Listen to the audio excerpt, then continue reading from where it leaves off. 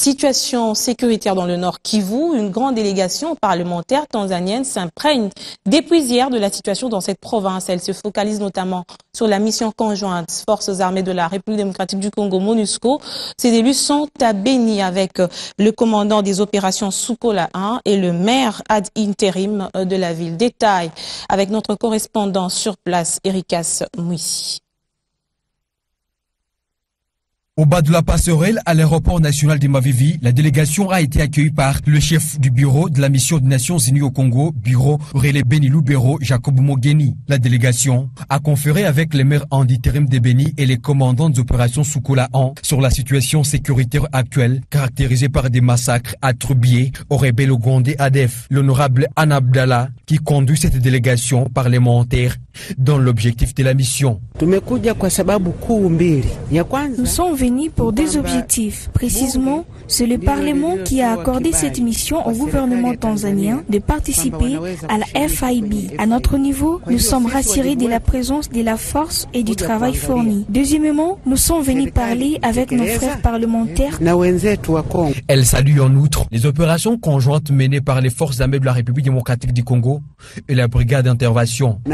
Aujourd'hui, après l'échange avec les maires à l'intérim et les commandants, les résultats des opérations conjointes ont été salutaires. Ceci rassure que la partie est de la RDC est pacifiée. Précisons qu'au cours de l'échange, les commandants des opérations Soukola 1 a cru à la débâcle totale de la nébuleuse ADF. Et dans cette même province, l'on parle d'une grogne sociale à Rutshuru. La société civile appelle à la levée de la grève des enseignants dès la semaine prochaine. Ce après 5 jours d'inactivité scolaire, comme nous le dit Patrick Sialoua. Vendredi 17 avril, cela fait 5 jours que le territoire de Rutshuru est sans activité scolaire. Cette situation inquiète la société civile de Rutshuru qui plaide pour la prise en compte par le gouvernement congolais des revendications des enseignants des secondes du Nord Kivu. Joseph Malira, qui en est son vice-président, affirme que dans cette situation de grève, les victimes se nomment tout simplement les élèves et écoliers.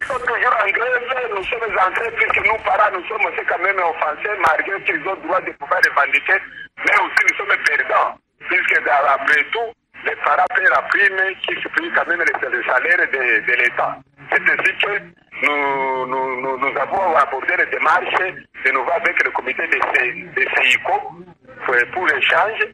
Du moins qu'on puisse peut-être se limiter au niveau de soit demain pour répandre les cours lundi. Nous sommes en train de plaider pour les enfants en tant que parents, en ce qu'ils ont été servis d'un mois. Le deuxième mois est à route. Selon nos sources à Rutshuru, les enseignants auraient déjà été payés le mois de février, mais il reste divisé si oui ou non il faut reprendre les cours la semaine prochaine avant que le mois de mars ne leur soit payé. Dans le conseil provincial de ministres, présidé par le vice-gouverneur Maître Feller Lutaïtiwa, jeudi, le gouvernement provincial a confirmé que le mois de mars est déjà disponible dans le compte de la Caritas pour un prochain paiement, tout en demandant aux enseignants de Rutshuru de reprendre avec la craie.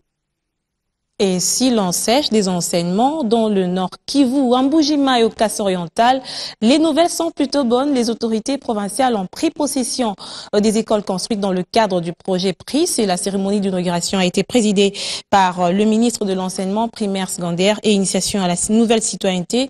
Nous vous rappelons que la même opération avait déjà été faite au Kassai-Occidental voisin.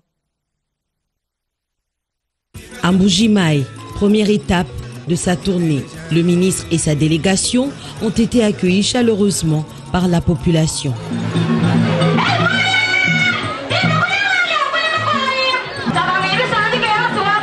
Quelques minutes plus tard, ce fut la séance de travail avec le vice-gouverneur Bruno Kazadi, représentant son titulaire en mission. Le cortège a ensuite pris la direction du complexe scolaire Bassana pour son inauguration. Devant une foule nombreuse composée des autorités politico-administratives et éducationnelles, Maker Mwangu a résumé le bien fondé du projet PRIS et la détermination du chef de l'État à améliorer la qualité et l'accès des enfants à travers le pays. Le développement, on dit tout en classe. J'ai là en classe. Quand il y a des gouvernement à Matata-Poli, cette moyenne pour Mascat, Oman. Tu fais quoi pour le Premier ministre pour les gens imagés.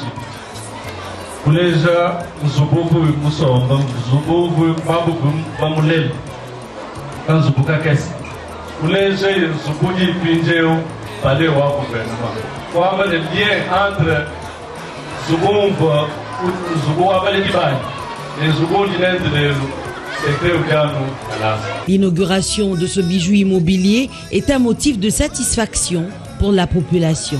À ce jour, presque toutes les 46 écoles prévues ont été achevées. Il ne reste plus que leur équipement. L'éducation est un véritable pilier pour le développement de la République démocratique du Congo. Et quant au complexe scolaire Christ-Roi, dans la commune de Kassavubu, nous sommes à Kinshasa. Il vient de bénéficier d'un nouveau bâtiment et des kits scolaires offerts par l'entreprise Sino Hydro en présence des responsables de l'éducation de la ville de Kinshasa. Si tu fais un projet pour 1 an, plante le riz. Si tu fais un projet pour 10 ans, plante les arbres. Mais si tu fais un projet pour 30 ans ou plus, forme la jeunesse. C'est par ces proverbes tirés de la sagesse populaire chinoise que l'administrateur du complexe scolaire Christ-Roi a ouvert cette cérémonie de remise de ces bâtiments avant de revenir sur l'historique de ces partenariats. Quand vous passez à côté de la tribune du cinquantenaire, il y a là-bas les bâtiments préfabriqués construits par les Chinois. Il m'arrive de temps en temps, le samedi matin, quand ce n'est pas mon tour de célébrer la messe, de faire les jogging. Je les ai vus en train de travailler. J'ai posé l'action de savoir comment entrer en contact avec ces gens. On m'a permis d'entrer en contact avec eux. Ils m'ont demandé d'écrire. Et quand j'ai écrit, le directeur général de Sino Hydro m'a reçu.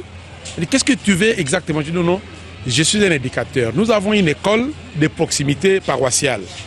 Nous avons besoin de quelques salles supplémentaires pour pouvoir aider à encadrer les enfants. Est-ce qu'on peut aller voir? J'ai dit oui, je suis à 10 minutes d'ici. On est venu avec lui, il a vu, il m'a dit, je donne l'ordre de construire ça dans 15 jours. C'est comme ça qu'on a construit ça. Une œuvre réalisée en 15 jours, dont de la société Sino Hydro, voilà qui justifie la présence de l'ambassadeur de la République populaire de Chine accrédité en RDC. Prenons la parole au nom de la ministre provinciale de l'EPSP. Les conseillers chargés de l'éducation a remercié la société chinoise pour ses dons et a appelé les bénéficiaires d'en faire bon usage. Monsieur l'abbé curé, vous avez une grande responsabilité. Lorsque les amis, partenaires étrangers nous offrent ce genre d'ouvrage, ce bel ouvrage, vous avez la responsabilité de veiller à ce que ces matériels, ces infrastructures ne soient pas détruites. En plus du bâtiment, la société chinoise a distribué les kits scolaires à tous les élèves du complexe scolaire Christ-Roi. Puis ces chiffres, 300 000 €, c'est le montant que viennent de réceptionner le Programme alimentaire mondial et l'Organisation des Nations Unies pour l'alimentation et l'agriculture en faveur des 7 000 ménages des territoires de Bikoro et Ingende dans la province de l'Équateur.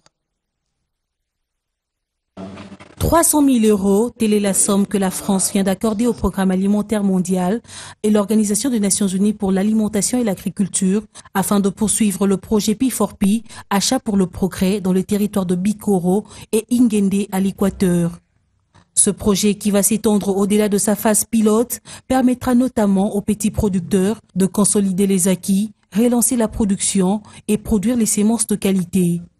Pour la France, durant la période de 2010 à 2014, phase pilote, le projet a bien fonctionné. Ce projet bénéficiera directement à 3 000 ménages de petits producteurs du territoire de Bikoro et à 4 000 ménages de petits producteurs du territoire d'Ingende dans la province Équateur. Cette date est importante. Il ne s'agit pas d'annoncer une somme, mais plutôt de célébrer la fin de la phase pilote de ce projet. Durant la phase pilote, qui s'est déroulée de 2010 à 2014, Pablo m'arrêtera si je dis des bêtises, la France a contribué à hauteur de 1,2 million d'euros pour ce projet. Le PAM, la FAO, le ministère de l'Agriculture, Pêche et Élevage travaillent en étroite collaboration avec les différents partenaires afin de lutter contre la faim en RDC. La France ne dit pas quoi faire.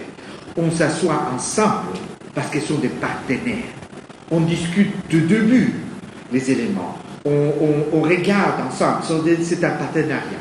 C'est pas seulement une contribution financière, on travaille ensemble, on a des discussions techniques, on a des discussions politiques dans le cadre de la politique agricole, etc. Le représentant adjoint de la FAO annonce que le projet va s'étendre dans d'autres provinces. Étant donné sa réussite et en réponse à une requête formulée par le gouvernement auprès de nos deux agences, le PAM et la FAO, le programme P4P va connaître une extension d'abord dans les territoires de Bikoro et Ingende grâce à l'appui financier de la France, mais peut-être plus tard vers d'autres nouveaux territoires, en plus du Katanga, aussi aller vers le sud et peut-être le nord Kivu et d'autres provinces. Notons que le projet P4P a été créé en soutien aux politiques agricoles nationales et provinciales dans le territoire de Kabalo au Katanga et Bikoro et Ingende à l'Équateur. Et pour adoucir les mœurs, un peu de musique avant de nous quitter. Le Congo profond, dans toutes ses péripéties et différents soubresauts qui ont caractérisé la période d'indépendance, sont chantés dans un style de guitare acoustique. La danse a également été associée. Je vous propose de découvrir ce reportage avec moi.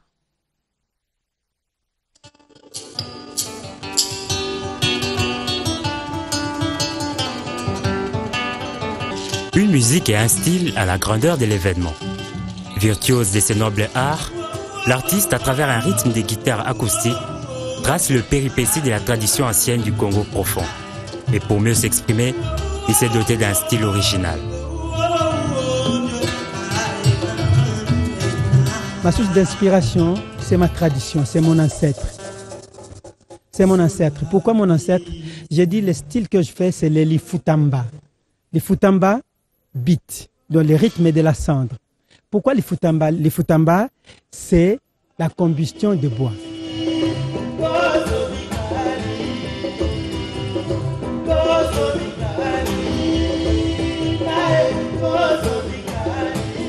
Moi, je me considère comme le bois de chauffe, donc de chauffage, quoi. Et sous l'inspiration qui est le feu, je brûle jusqu'à la cendre. Les mains, donc les repas, c'est la représentation musicale que j'offre au public.